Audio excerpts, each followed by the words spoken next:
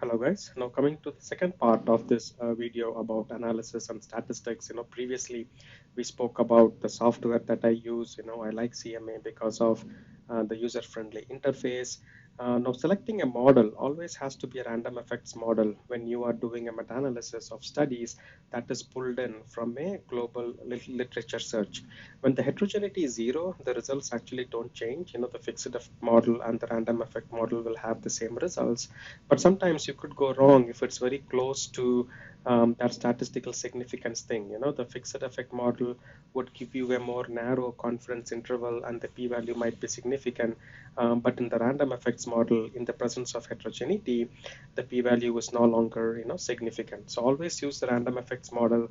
You will not go wrong when you're doing a meta-analysis of studies that is pulled in from literature search of a global multiple databases.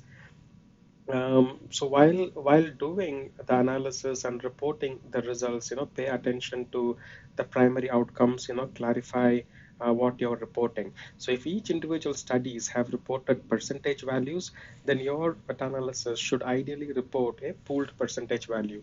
You could still have two different groups, one group X percentage, another group Y percentage, and they might compare between these two percentages by a pairwise comparison.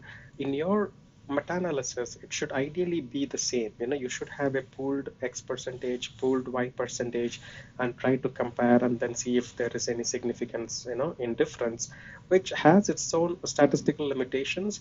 But many times, like people do these pooled percentage values, and then they might also report a pooled odds ratio, which I guess is still okay, but mention these in your limitations that the primary studies did not report, odds ratio. When you have a proper randomized control trial or a prospective control trial, majority of those studies would report a odds ratio or a risk ratio or a relative risk. Then your meta-analysis paper should also ideally report the pooled odds ratio, pooled risk ratio, or a pooled relative risk when you have studies that are comparing two different interventions.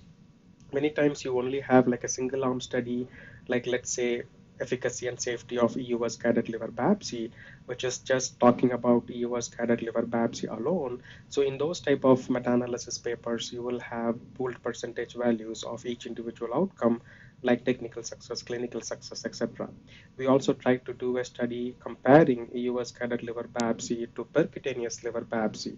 The best and appropriate way of doing this is if those each individual studies have compared these two in their studies, then you can report a pooled percentage of one arm versus a pooled percentage of another arm.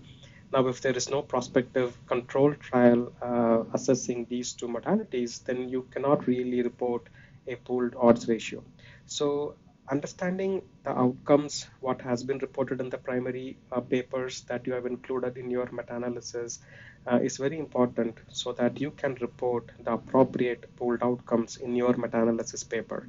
And like I said, you can always report a pooled odds ratio type of outcome if it's not reported in the primary study, but do highlight that as a limitation in your discussion section.